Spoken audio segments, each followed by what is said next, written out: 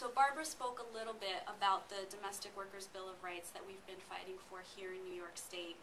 And essentially, it's calling for basic benefits like paid leave and notice and protection from discrimination that workers would otherwise be unable to negotiate for on their own.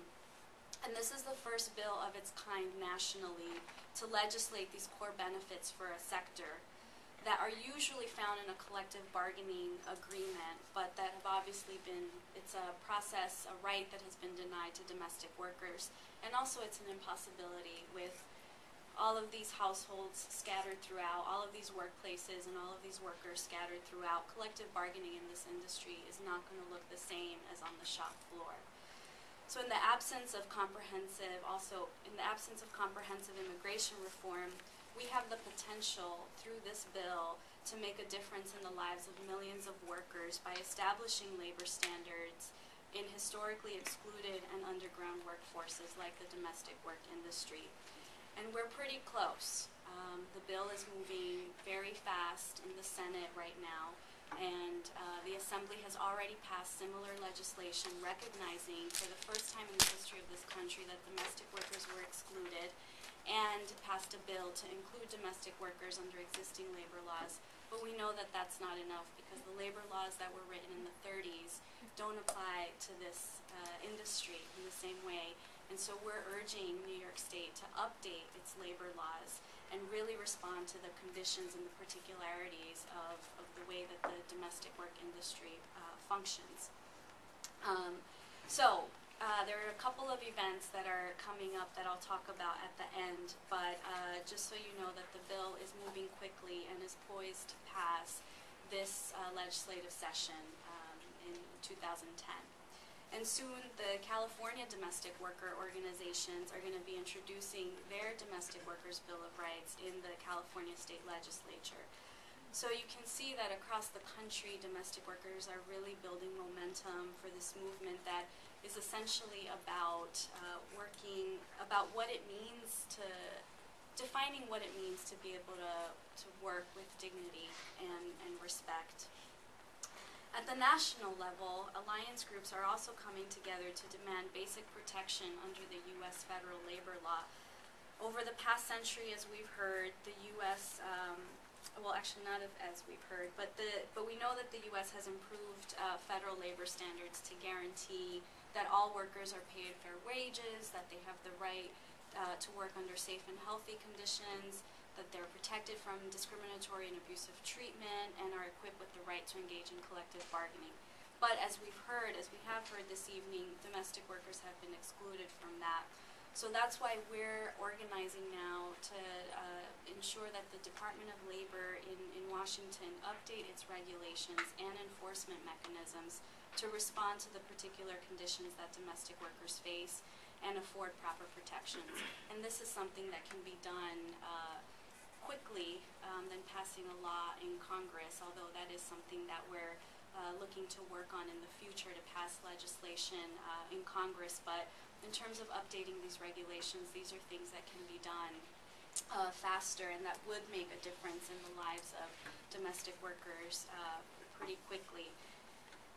And our work does not end here in the U.S., as Araceli mentioned.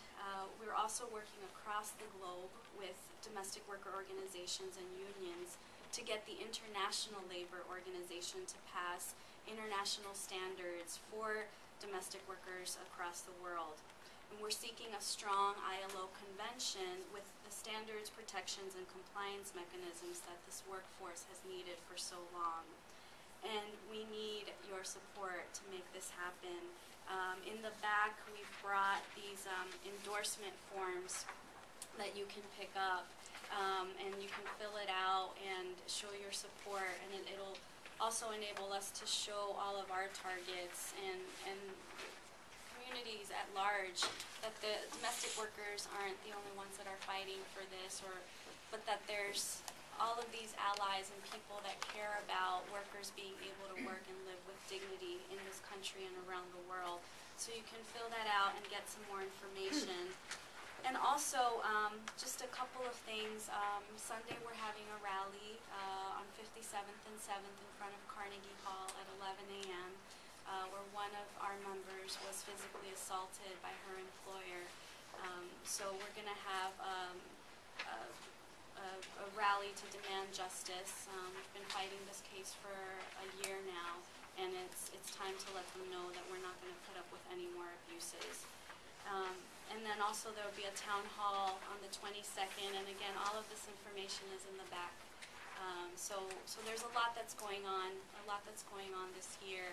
So domestic workers and partners are making sure that that we change the laws, we change the way that the society also looks at this work, because it's time that it be recognized as the dignified work that it is, that makes all other work possible. Thank you, Priscilla.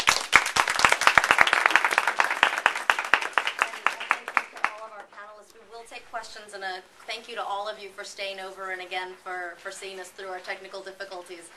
If there are any questions for anyone on the panel, please just raise a hand, and I'll try and moderate as best I can. Anyone?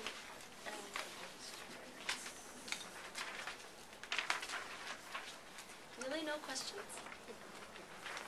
For the filmmakers, anything, sort of any lingering questions either from the film or? Oh, go ahead. Yeah. Yes. I was going to ask what your experience has been like organizing and interacting with other trade unions and the labor movement here.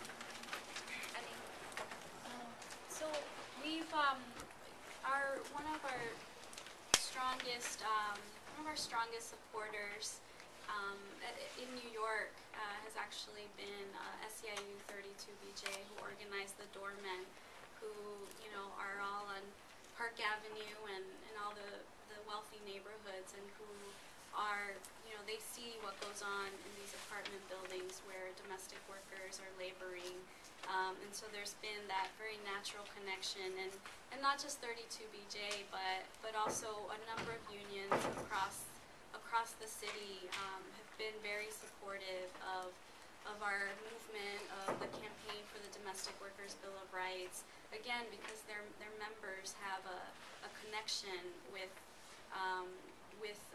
domestic workers. Either they're married to domestic workers or they're the sons and daughters of domestic workers.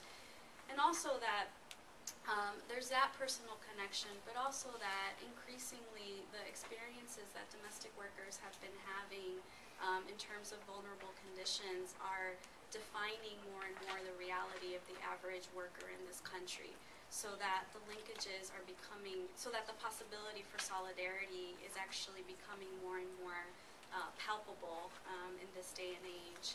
And as another, just to throw out another example that I forgot to mention, in terms of working with the ILO to pass this Convention on the Rights of Domestic Workers, the National Domestic Workers Alliance has entered into a historic partnership with the AFL-CIO to open up their delegation to domestic workers, so that the voices of the people that are impacted, that are going to be impacted by this convention, can be at the table negotiating to ensure that what gets passed in Geneva is in fact going to be what the workers want and what they envision having.